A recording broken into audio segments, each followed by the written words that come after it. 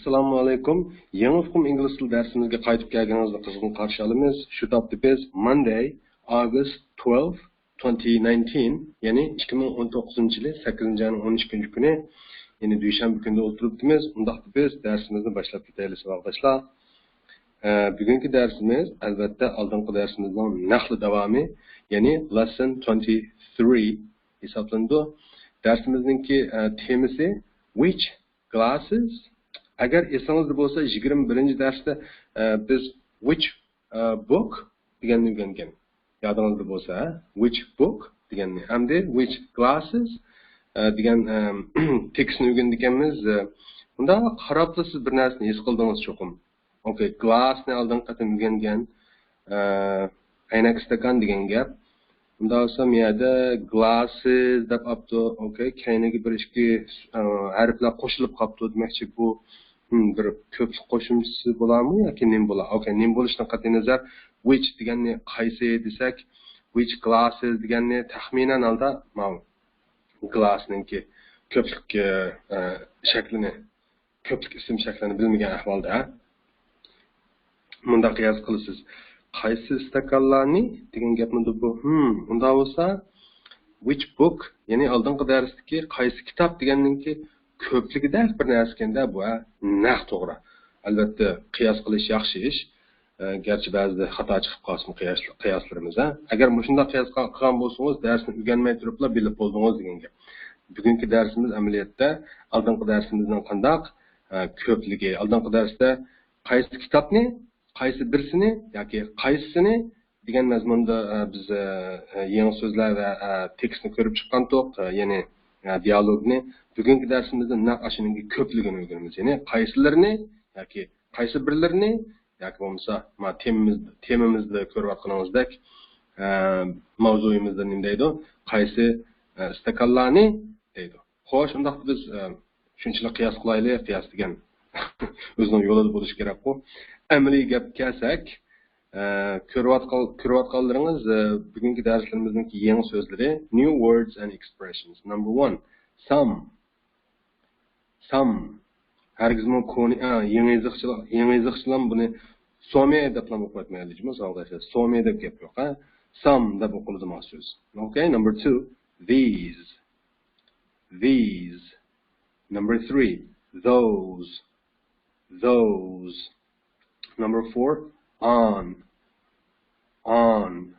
Okay, number 5, shelf. Number 6, want. Unda biz tez suratda so'zlarning ma'nolari bilan tanishib chiqaylik. Some degan bir qancha ba'zi degan ma'nolari va albatta ozroq degan ma'nosi va konkret jumladagi gapning o'ramiga bog'liq. Masalan, biz oldingi darsda glass deganni ko'rib o'tgan edik. Mashig'ida, oldingi darsning mashig'ida. Glass degan nima bo'ldi? Bir aynak stakan bo'ldi. Undaqda biz bir qancha aynak stakanlarni nimdamiz sizningcha? Naqmu shu some degan so'zni ishlatib ifodalaymiz. Ya'ni bir qancha yoki ozroq, hattoki ba'zi degan ma'nolarni bildirdi dedim-ku. Okay? Undaqda bir qancha stakanlar deganni naq some deb glassning kayniga as qo'shimchasini qo'shamiz. Ya'ni yodingizda bo'lsa, birlik ismlarning kayniga as qo'shimchasini qo'shish orqali ko'plik shu ismlarningki shu birlik ismlarning ko'pligini yasaymiz degandek qilgan to'q. Yodingizda bo'lsa, xo'sh, undaqda glass, ya'ni aynak stakan degan birlik so'zni ko'plik so'z qanday aylantiramiz? Asni qo'shamiz albatta, lekin qarasangiz glass degan so'zningki eng oxirgi ikki harfi bo'libmi, eng oxirgi bir harfi albatta as bilan oxirlashibdi. Bundaq ahvolda savoldoshlar, ko'plik qo'shimchasi asni bevosita qo'shmaymiz, balki i orqali qo'shamiz, ya'ni es qilib qo'shamiz. Shunda bo'lganda o'qilishim albatta glasses deb alaydiroq o'qildi. Bir dona aynak stakanni nima deydik? Glass. Birdan ortiq, ya'ni ko'p aynak stakanlarni nima deydigimiz? Glasses deymiz, ha? Xo'sh, undaqda some glasses bo'lsa nima bo'ldi? Birinchi so'zning ma'nosiga bog'lab bir misol keltirsak, bir qancha aynak stakanlar bo'ladi yoki ozroq aynak stakanlar. Okay? Xo'sh, number 2, these. Bu yodingizda bo'lsa, this ninki ko'pligi. amaliyotda buni so'zildik. Bugun alohida eskartishimizlik sabab bugun mushu ko'rsatish almashlarni jiqroq ishlatamiz. Ya'ni these bilan uchinchi so'z those ni. These degan yodingizda bor. This ning ko'pligi. Ya'ni bu ning ko'pligi. Demakchi buning ko'pligi bular bo'ladi-ku yoki mavla deb olamiz-ku. Bu mavo deganning ko'pligini bular mavla deb olamiz-ku. Shuni demakchi. These degan naqshu. Those degan-chu, shuningki qarshisi, ya'ni avlar degan. Ular avlar. O'zimizdan sal yiroqroq turgan narsani ko'rsatib turib, soni ko'p bo'lgan holda ular avlar deb ataymiz-ku. Okay? Demakchi these degan this, ya'ni buning ko'pligi bo'lgan bular bo'lsa, ya'ni mavla bo'lsa, those degan that, ya'ni avoning ko'pligi avlar bo'ldi. Okay? Yana bir qatim. These, those. Undaq masalan, these glasses desak, mavo aynak stakanlar bo'ladi. Those glasses desak, avo aynak stakanlar bo'ladi. Albatta, these ni mavla deb tarjima qilmaymiz. Glasses ni aynak stakanlar deb tarjima qilmaymiz. Shunga qo'shib mavla aynak stakanlar deb tarjima qilmaymiz deb bunda ta'tiri savol qo'ymaysiz-ku. Uyg'ur tilida mavla aynak stakanlar deb yo'q, gap yo'q. Ko'plikni aynak stakanlarga olamiz. Mavo degan ko'rsatish almashganda birlik almash sifatida turib turdi Uyg'ur tilida. Demakchi, mavo aynak stakanlar deymiz. Hargizmi mavla aynak stakanlar demaymiz. Shunga these glasses deb ya'ni misol qilib ta'kidlab qo'yishimning sababi shu. Okay? Agar this glass bo'lsa, mavo aynak stakan bo'ladi. These glasses bo'lsa, mavo aynak stakanlar bo'ldi. Okay? Those mu ashunga o'xshash misol keltirsak, masalan, those glasses degan ava aynak stakanlar bo'ldi. Okay? Xo'sh, number 4, on. On degan bir oldi qo'shilg'ichi bo'lib, o'rinni bildiradigan oldi qo'shilg'ichi. Masalan, ma'lum bir narsaning ustida degan ma'nosi bor. Bunda narsaning ustida degan ma'nosi bor. Masalan, bugun albatta nurg'un amaliy so'zlar bilan mashq qilamiz buni, oldi qo'shilg'ichni. Masalan, 5-so'z bilan bog'lab bir misol keltirib bersakmi amaliyotda nihoyat muvofiq keladi. Masalan, 5-so'z shelf. Bu aloqa nima deymiz? Javan deb qo'ydi. U xitoycha gap amaliyotda. Demakchi, ishkopchu, qat-qatliq takcha degandekchu. Shu so'z shu shelf degan. Takcha yoki hozir degandek javan xitoycha so'zi amaliyotda. Demakchi, takcha deb olaylik, osonroq bo'lish uchun. Demakchi, on the shelf bo'lsa nima bo'ladi? Shu takchining ustida bo'ladi. Masalan, takchining ustida mudamda narsa bor degan gapda naqqa shunday ishlatamiz. On the shelf deb. Masalan, yodingizda bor deganda there is bilan boshlaydik. Masalan, a glass degan nima bo'ldi? Bir aynak stakan bo'ldi. Demakchi, there is a glass deganni bor, bir aynak stakan desak, on the shelf deganni nima dedik ham? Takchining ustida dedik. Demakchi, so'z ma'nosi bo'yicha shuni baqsaq, there is a glass on the shelf degan nima? Takchining ustida bir aynak stakan bor degan gap bo'ldi. Ingliz tilida naq ta'tir ifodalaydi. Bor, bir aynak stakan ustida takchining. Okay, ma'noga diqqat qilaylik. Bu bir qo'shimcha misol ham demakchi. On bilan shelfni birlashtirib misolda elish orqali shuning ma'nosini sizga tushuntirmoqchi bo'lim. Anondan keyin number 6, want degan amaliyotni biz oldin qatim o'rganib bo'lgan so'z. Yana bir qatim esingizga selishni to'g'ri topdik. Lozim qilish yoki olmoqchi bo'lish dedik-ku. Unda bo'lsa so'zlar, shu so'zlarda murakkab so'zlar yo'q, yangi so'zlardan bir nechasini bor ko'rdingiz. Qolgani shu amaliy nimada biz mashq qilamiz qolganini. Amaliy tekstda, dialogda, okay? Unda lesson 23 ninki temasi which glasses bo'ldi.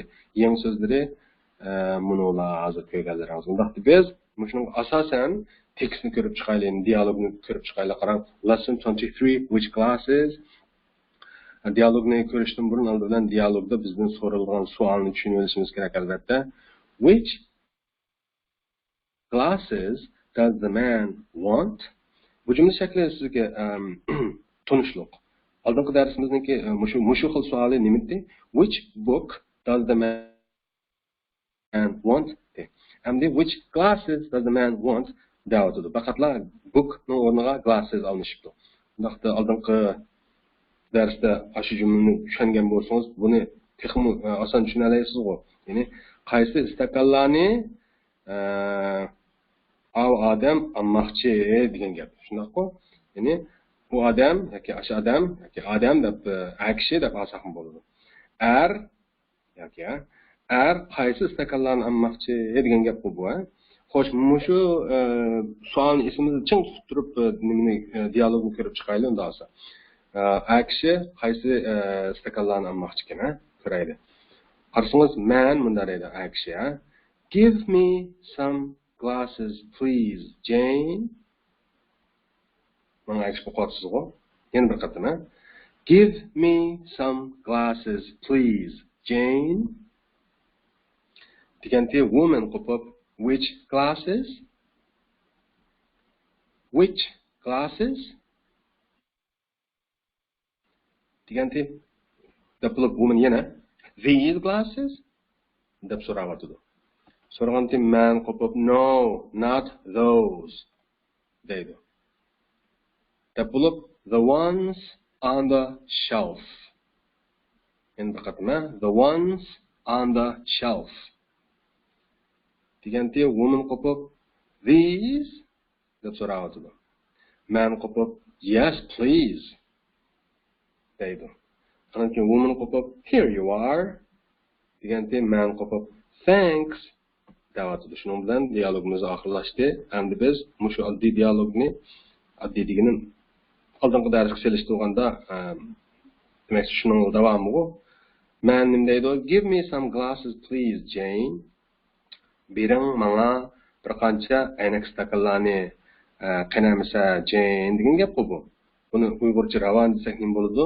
Jane menga bir qancha aynak stakanlarni beramsiz yoki darsingiz o'tib ekan degandek bir gap qo'ya. Please ni ashtaraq bir olamiz qo'ya uyg'ur tilida. Okay? Uni marhamat deb tarjima qilib bilishning hojati yo'q-ku. Demakchi manninki mushu gapiga, ya'ni actioninki mushu gapiga qarta woman nim dedi? Which glasses? Qaysi aynak stakanlarni? Okay, ko'pligi, glassning ko'pligini ko'ryapsiz, obiyam tushunib bo'ldik-ku.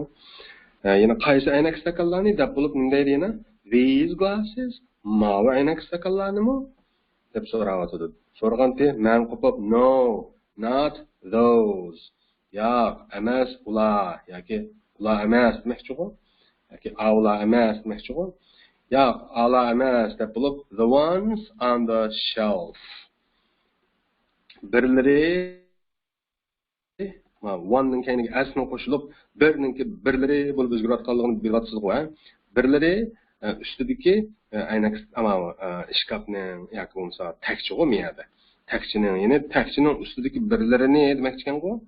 Inglizcha mustaq ifodalaydi endi. Birlari deb ustidagi takchining deb menda oladi. So'z tartib, so'zlarning jumlada kelish tartibi shunday.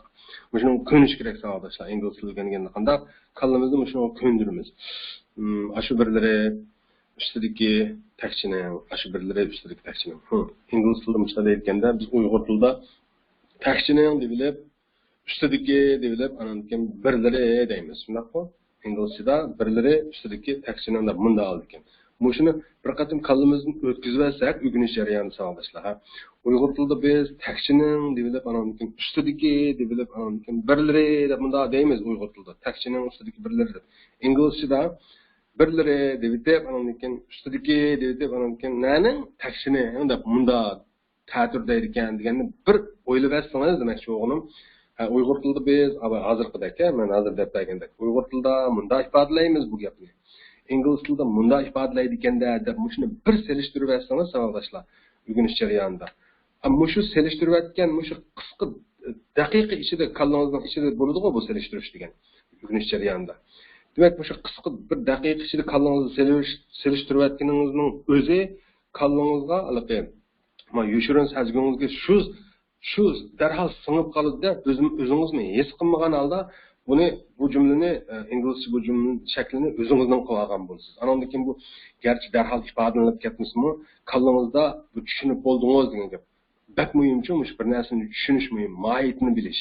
demak ikki narsani selishtirib o'rganganda andan keyin texnik yaxshi bilib olgan bo'ldik bir narsani mohiyatini bo'libmi til o'rganganda bizning uyg'ur tilida munda deydi ekanmiz takchining ustidagi birlari ingliz tilida birlari ustidagi takchini munda deydi ekan deb bir selishtirib o'tgan demoqchi men o'sha selishtirib olsangiz mixta qolib qoldi andan keyin o'zingizni sezmagan holda ishlatiladigan bu siz ma'qul jumlaning ifodalanishini so'zlarning ifodalanishini okay xo'sh bunda yana bir narsa savoldoshlar oldingi darsda yodingizda bor this book yoki this one deganda no not that one the one the red one deganda qashta bir gap qilgandi yodingizda bo'lsa demakchi o'g'lim this one degani ma birsimi deganda hamda bu yerda these not those the ones on the shelf degani hamda amaliyotda shu birlari ya'ni ustidagi takchining degani hozir deb bo'lgandek mishadiki the ones ninki shu oldingi darsdagi the one ninki ko'plik ishkanligini bir esingizdan bir o'tkazib o'ting nimangizdan fikringizdan kallangizdan bir o'tkazib o'ting qolib qoladi miqdak buni uyg'ur tilida qandaq texmi ravon qilib qandaq takchining ustidagilarini deb olamizku ya'ni manning gapini boshdan tarjima qilsak yo'q a'lo emas takchining ustidagilarini deydi a'loni emas takchining ustidagilarini bu yerdagi takchining ustidagilari deganimiz shu ustidagi birlari degan gapku okay ingliz tilida shunday ifodalaydi birning keyiniga asni qo'shib birlari deb ifodalaydi uyg'ur tilida biz birlari deb aniq demasakmi ustidagilari takchining ustidagilari desak shu ustidagilarining ichida birlari bor demakchi okay mana bu diqqat qilaydi andan keyin woman qo'pib these deydi mavlami deganda man qo'pib yes please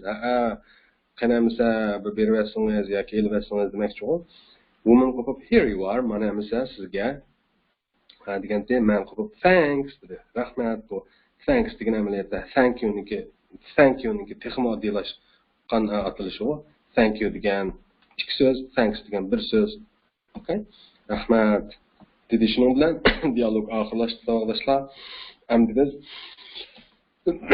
buni savolga javob bersak nima deb so'rayotgandi which glasses does the man want javobimiz he wants deb olamiz degandim the glasses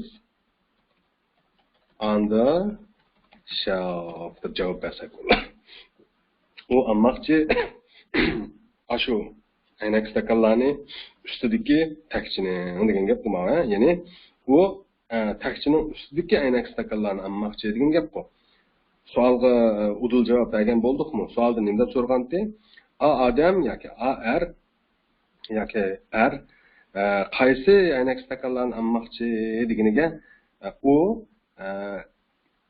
nimaning takchining ustidagi aynak stakanlarni almoqchi deb javob berdi demakchi u okay tushunishlikku ammo he wants the glasses on the shelf deganki the glasses ne the ones deb olsakmi bo'ladi yo'qmi albatta bo'ladi chunki bu yerdagi the ones degani shu glasses ninki o'rniga ham agishib kelayotgan bir almash okay demak one ne bir deb degandoq sanoq sondagi bir bundan boshqa yana biri degan bir almash so'z ekanligini tuniga eslatib o'tgandim sizlarga okay agar yodingizda bo'lsa demakchi he wants the ones on the shelf desakmi o'pma o'xshash xuddi he wants the glasses on the shelf degandek bilan bir gap okay xo'sh undaqda bu yetarli emas savoldoshlar buni cho'qim o'zingiz kitob borku tushirib olgan to'g'ri bekatini kitobni ichib shu 23 darsniki dialogini o'zingiz qayta yezib ko'chirib o'qib hattoki yodlab olib anondan keyin o'zingizning bilimiga aylandi okay beshingizni lanshitib o'tiriblam o'rganolmaysiz deb chiq dedimi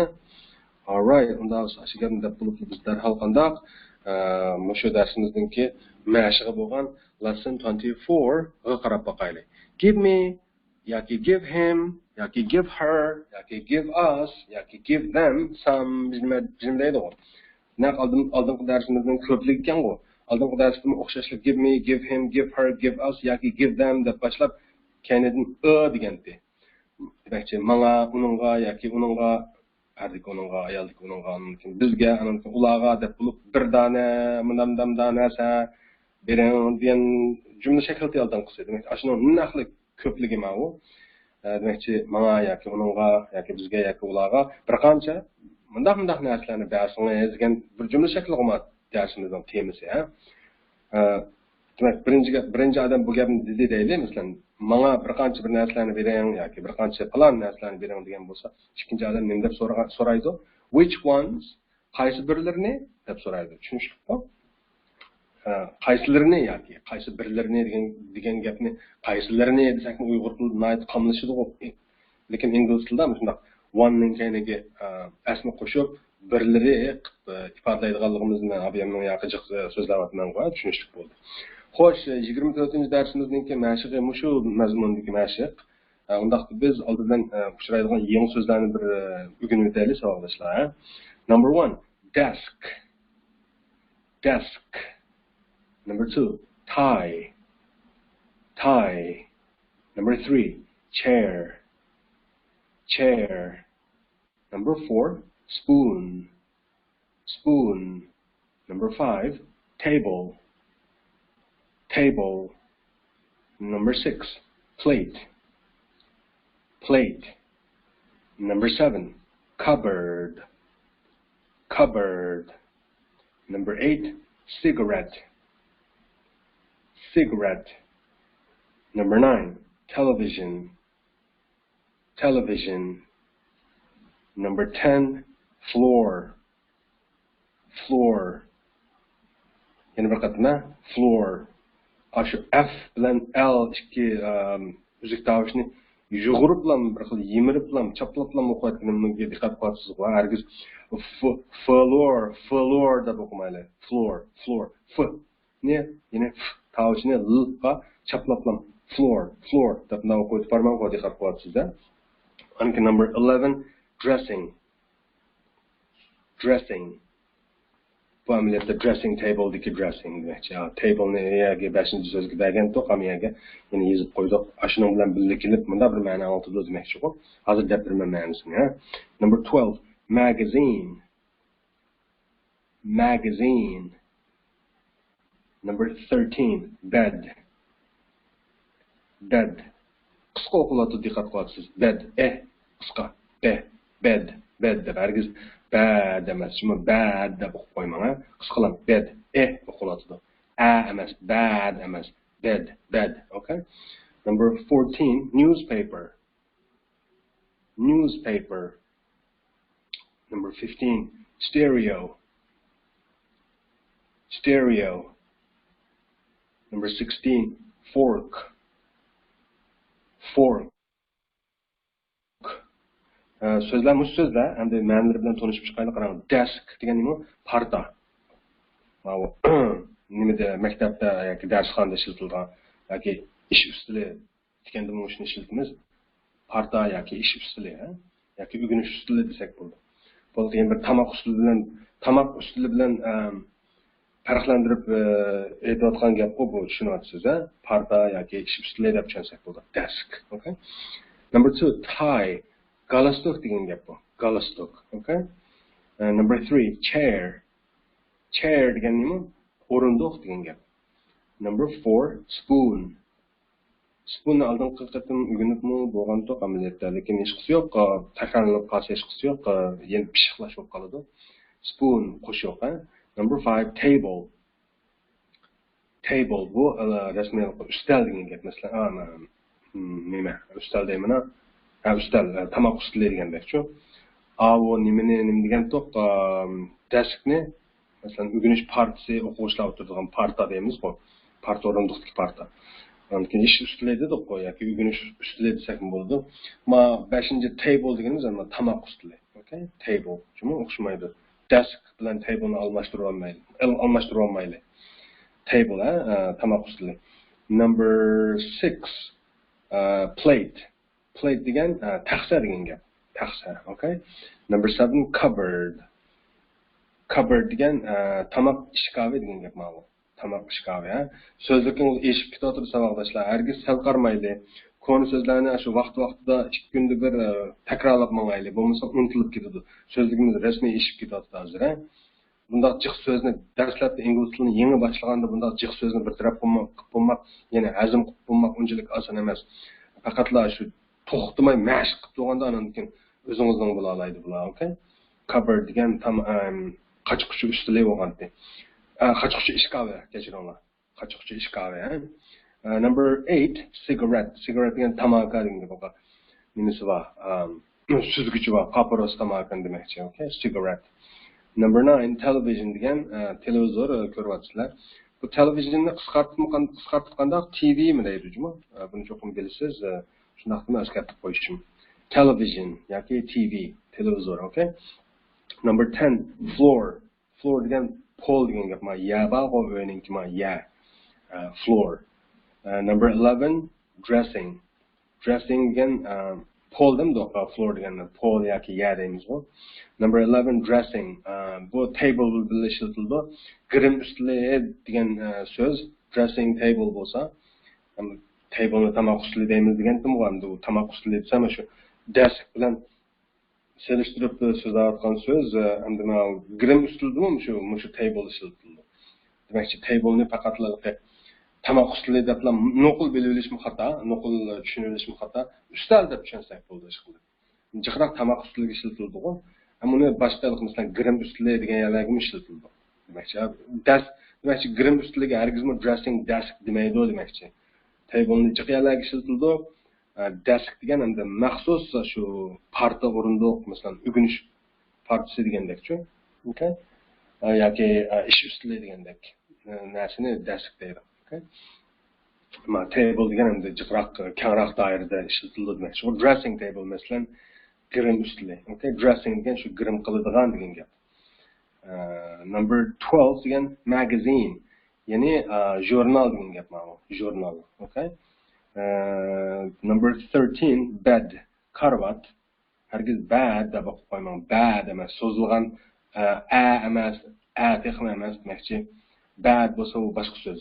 Bed degan karvat, qisqalam bed. Okay? Number 14, newspaper, gazette degan gap bu, gazette. Jurnal degan nima ekan? Magazine. Newspaper degan nima bo'ldi? Gazette bo'ldi. Number 15, stereo. Stereo degan stereolog qo'yg'ish, ya'ni unalg'u deymiz-ku biz. Lekin unalg'uningki naytaliqi yangiroq demagu. Cho'ng tipdiki, yoki bo'lmasa cho'ngliqi nimasi bor? Mana ovoz chiqarish, ovoz qo'yg'ish bor-sizmi? Stereolog qo'yg'ish deb tushunaylik. Stereo, okay? Number 16, fork. Fork degan vilka degan gap tunugun bo'lgan amaliyotda, lekin yana bir takrorlashib qolsin, pishiqlash, okay? Undaqda so'zlar, mushu so'zlar, shu so'z o'qilish ahvoli yuqorida o'qigandek, ma'nolari yuqorida deganimizdek, unda biz mushu og'zaki mashqni deydi, mushu so'zlarni ishlatib qildik emas. Qarasangiz, tegida bir ulgi jumla shaklidan birini berib qo'yibmiz.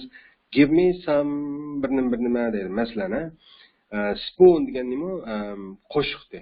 Spoons deb asni qo'shsak kayniga qo'shiqlar bo'ldi-ku, masalan, give me some spoons bo'lsa nima bo'ldi? Menga azroq qo'shiqlarni bering degan gap bu. Masalan, siz ashna dang deyli, anakin men sizdan nima deb so'rayman? Which ones? Qaysi birlarini yoki qaysilarini? Desam siz qo'pib the ones on the desk desangiz. The ones degan shu birlarini. Nadiki? Ustidagi on the desk, ya'ni partining. Ya'ni partining ustidagilarini deysiz-ku. The ones on the desk deb. Demak, mushundaroq bir mashqni elib boramiz hozir. Okay? Bu mashq kitobimizda bor, masalan, kitobningki mushu betga qarasangiz 47-betga masalan. Lesson 24, give me yoki give him yoki give her yoki give us yoki give them, kanku? Me, him, her, us, them lazani men oldingi darsda bir jadvalda ko'rsatib bergan misol boshla yodingizda bor cho'qim. Ya'ni tushunkilik shakli almashlarningki. Agar yodingizda bo'lmasa oldingi darsni qarasangiz bor bu gap. Shuni qayta ko'rib chiqsangiz bo'ldi. Unda give me degan menga bering bo'ldi. Some degan azroq bir qancha bo'lgan bo'lsa, masalan 1117-rasmni qarasangiz, give me some pens desam men masalan siz qo'pib which ones qaysilarini deysiz desangiz men qo'pib the ones shu birlarini, ya'ni on the desk ya'ni parkning ustidagilarni degan bo'ladi. Tushunishliqmi? Mushu tariqada mana bu qolganlarni mashq qilasiz endi. Bular mashq qilsangiz bo'lmaydi savolashlar.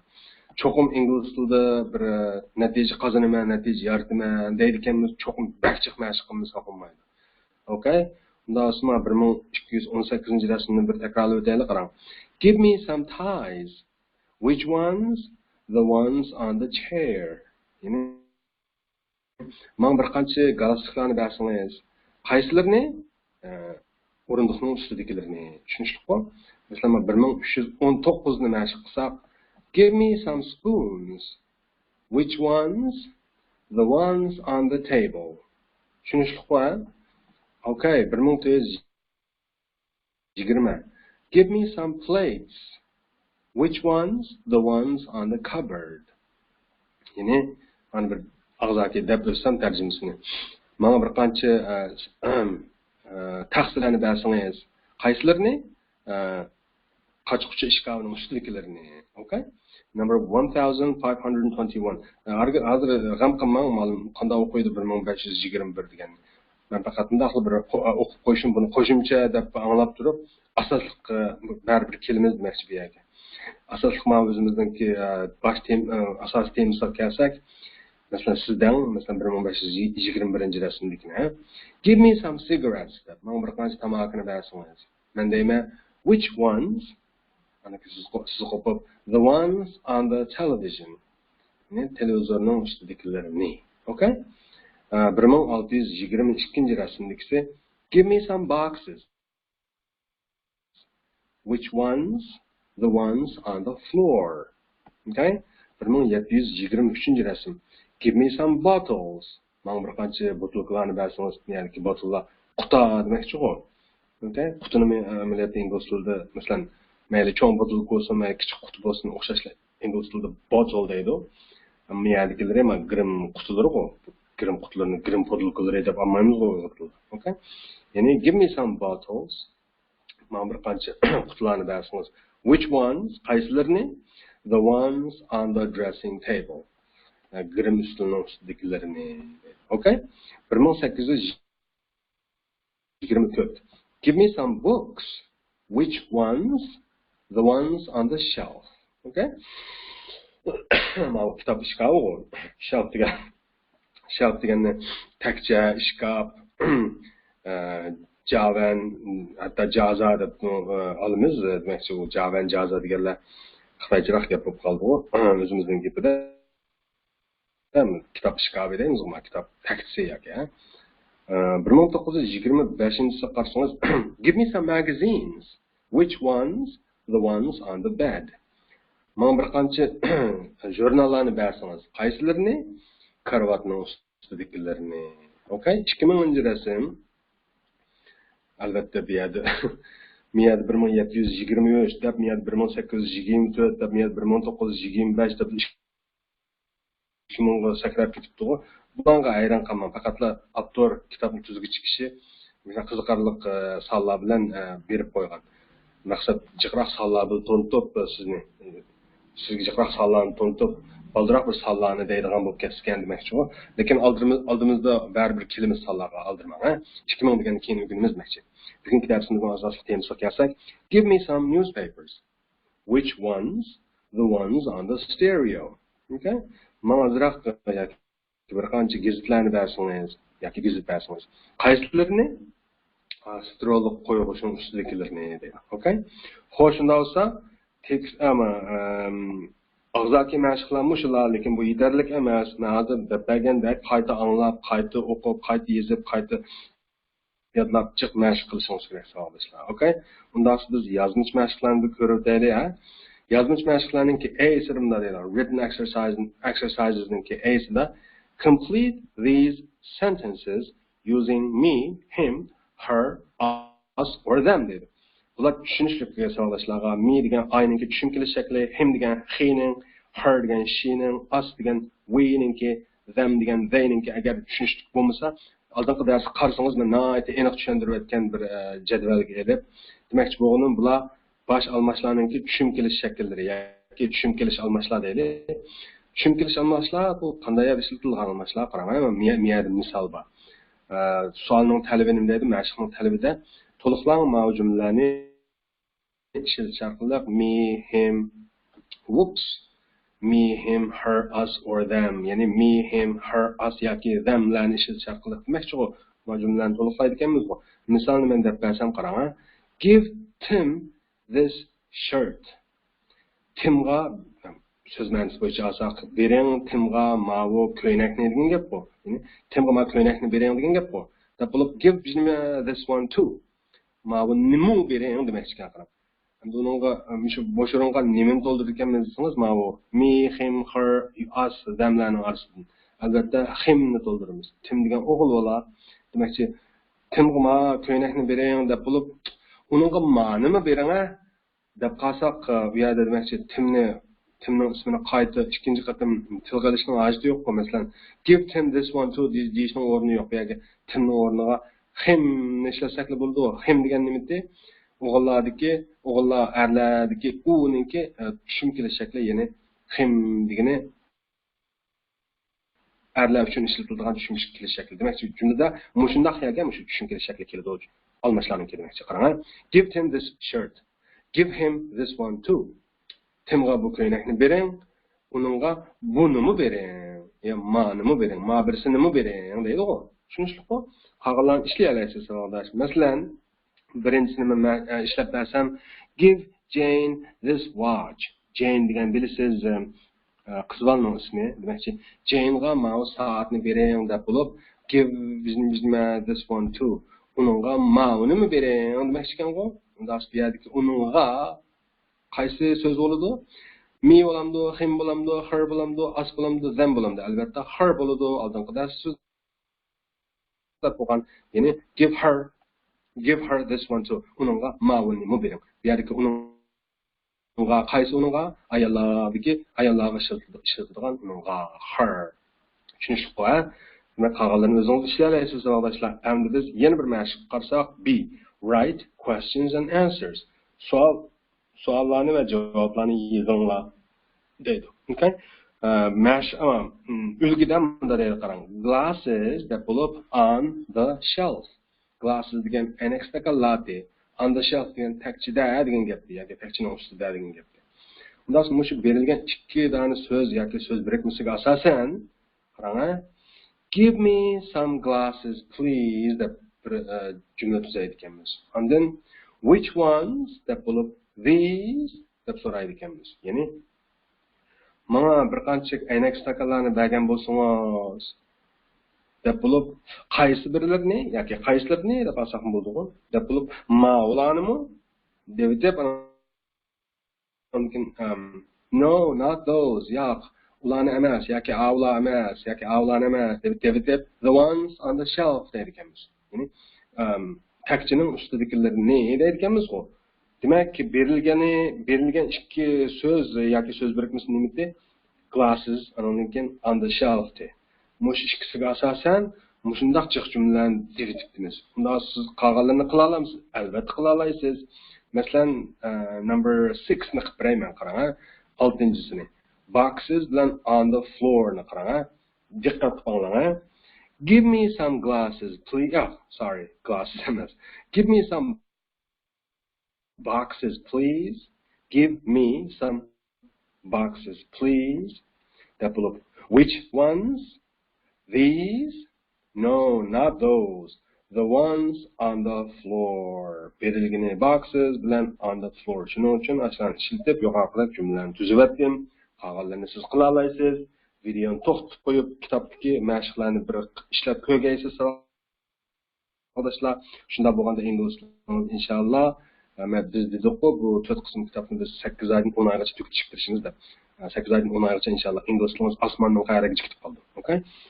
Agar men degandek mushunda astoydil mashqlarni ishlab, so'zlarni o'rganib yodlab, tekstlarni, dialoglarni o'rganib yodlab, mushunda astoydil o'rganib qolsangiz, okay?